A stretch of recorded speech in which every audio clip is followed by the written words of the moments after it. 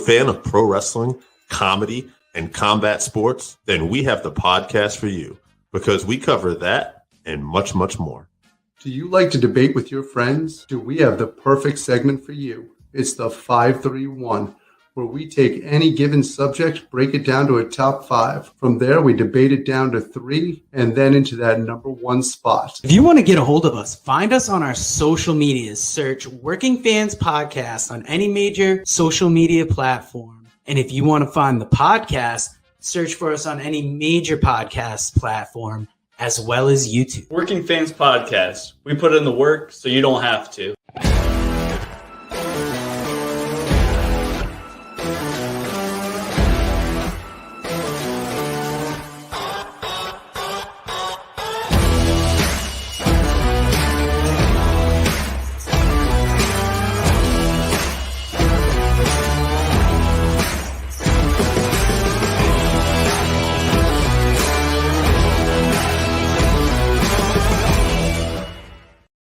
Fans, welcome back for episode 13 of Working Fans Presents Horror Business. Now, it's October 10th. This is our second full week in October. And let me know what horror movies you've been watching on your own. Werewolf by Night or Werewolf at Night, I can't remember the exact title, released last weekend on Disney Plus, and Dave and I will be bringing that to you in the next couple weeks at some point. But today, we are talking Twilight Zone, the movie. We just got done with the Nightmare on Elm Street series, and I wanted to go to a single movie before we kick off. The Ring is going to be tomorrow. Wednesday will be The Ring 2, and then Thursday we will be doing the modern installment of that series in Rings. But I wanted to hit Twilight Zone, the series, because I'm a huge Twilight Zone fan. I chose to get a Twilight Zone tattoo, and the main reason I did that was because I love the writing of the original show, how there's a story, there's a twist, and then there's some kind of moral lesson at the end, and I've always liked that formula. And in 1983, Twilight Zone the movie came out, and it's got 3 directors in it. Joe Dante directed the It's a Good Life segment. John Landis did the prologue and the timeout segment, and George Miller did the Nightmare at 20,000 Feet. This is rated PG. It's an hour and 41 minutes, so you know it's on the borderline of that time frame that we really enjoy. But it's Twilight Zone, so this flew by for me. Now, this had a $10 million budget. Its opening weekend did $6,614,366. And it opened on June 26, 1983. So I was maybe a year and a half old.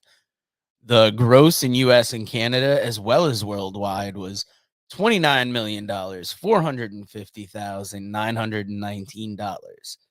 Now, since there are 4 segments to this movie, I'm just going to break down each of them really quick. In the prologue, a driver has a big surprise with his passenger, the driver being Albert Brooks and the passenger being Dan Aykroyd.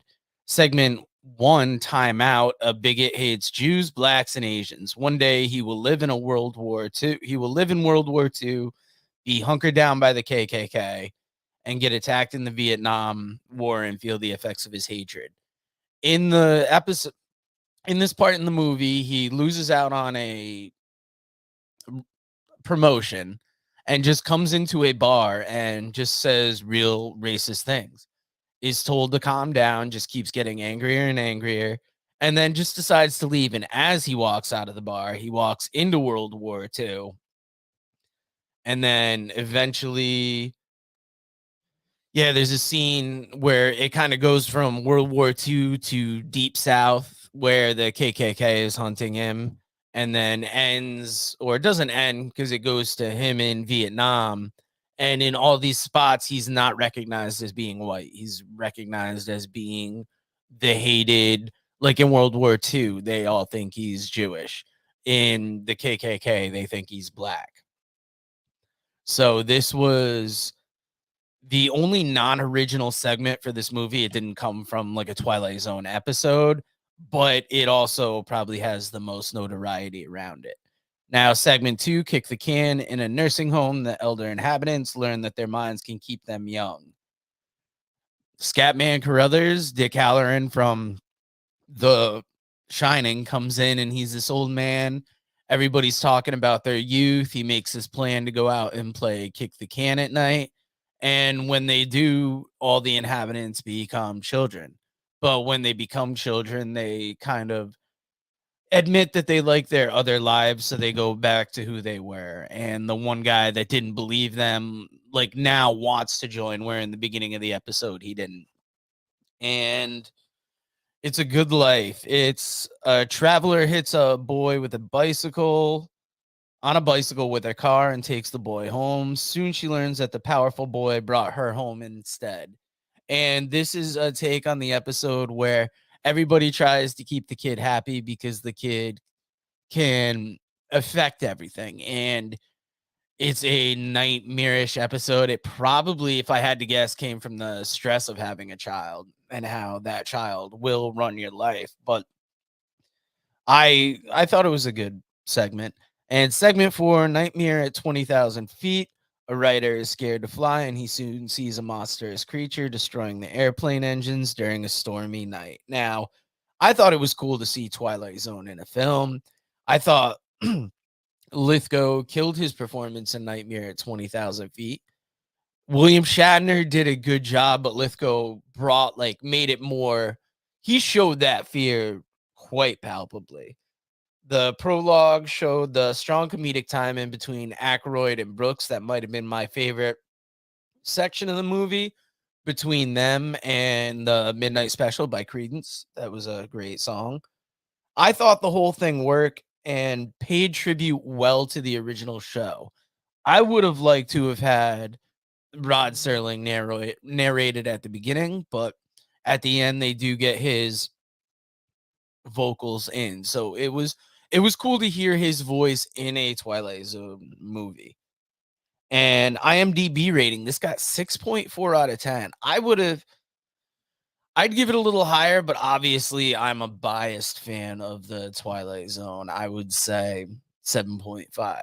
And what I'm also a biased fan of is the reads that I do every week, because we are brought to you by the Pro Wrestling Vault and Lance by Chance, both written by Vinnie Barry, available at WrestleVille.com. And the rest of these books that I'm about to list off here are available at Amazon.com, including Super Vows and Pas de Deux by Kevin Kelton, I'll Be Here All Week, and All That's Left, written by Ward Anderson, in addition to his stand-up special, Blood and Fire, the unbelievable real-life story of wrestling's original Sheik, written by Brian R. Solomon, How Not to Suck at Comedy by Pat Oates, Matt Memories by John Arezzi. If you're an artist in Connecticut and you need studio time, check out Connecticut People Records. The great people over there. We've had Young D on the show before, and one of his artists, Camouflage. And if you're on YouTube, check out, of course you're on YouTube, you're watching us. Go over to New Heights Wrestling and check out our wrestling commentary home. We've been doing commentary for them for the bulk of 2022. And they've had some great matches over there, some great title defenses. Just the stories in this group are incredible for an indie company. So check them out. Now, I like to end these shows on fun facts, and I don't know if I'm going to call these fun facts, because segment 1, Timeout, is the only original segment in the film. The rest of the segments are remakes of episodes from the series. Timeout is, however, loosely based on one of the classic episodes, 1961's A Quality of Mercy, about a World War II man switching sides during the war.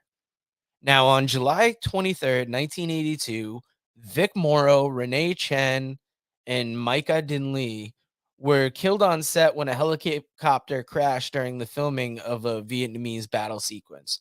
Attorney James Neal defended John Landis, who, along with George Falsey Jr., Don Allingham, and Paul Stewart and DeRay Wingo, were charged with involuntary manslaughter. All were found not guilty. Falsely never worked with Landis again due to the stress of the trial. Now, Vic Morrow was the racist individual in the first segment, Timeout. The original conception of the film's ending was that after the segments had been completed, each character would intersect with one another. The idea was mainly scrapped, but it briefly appears as an epilogue as Dan Aykroyd's character from the prologue appears at the end of Nightmare at 20,000 Feet and comforts John Lithgow's character by playing the Midnight Special by Creedence Clearwater Revival, which was also used in the prologue of the film. During the prologue, the duo begin to mark their favorite Twilight Zone episodes. Soon they reach Time Enough at Last, starring Burgess Meredith, who also narrated the film. I was wondering when I heard it in the beginning who was doing that narration. In the opening title sequence, Rod Serling can be seen reflected in the eye. I did not notice that. It's good to see they paid tribute to him in the end. And Steven Spielberg made his directorial debut on the pilot of Rod Serling's post-Twilight Zone work, Night Gallery. If you haven't checked out Night Gallery, it's not quite as good as Twilight Zone, but it is an interesting series, and it's worth checking out. Now, thank you for joining us for the Twilight Zone today. As I said, tomorrow we'll be coming back with The Ring, Wednesday Ring 2, Thursday Rings, Friday will be Ouija, Saturday Ouija Origin of Evil, and then Sunday the 16th we will have The Hills Have Eyes original for you. So thank you for joining us for another episode of Horror Business, and share these episodes. Let us know in the comments what horror movies you'd like to see me cover, because I'm doing 31 at least. I'm hoping to get in a couple extra, and we're hoping to have a big surprise for you on Halloween. So thank you for joining us, and we will see you again on the next episode.